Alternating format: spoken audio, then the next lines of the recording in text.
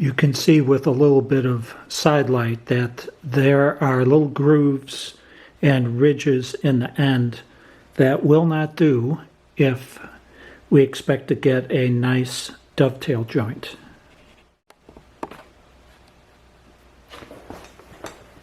So this specialized tool is called a shooting plane, and with a little scrap piece I'm going to take some shavings to make sure everything is set up correctly before we work on the real wood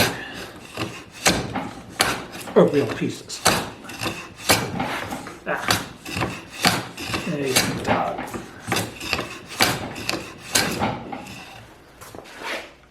All right, so end grain is always the hardest, but we got these nice tiny little shavings here.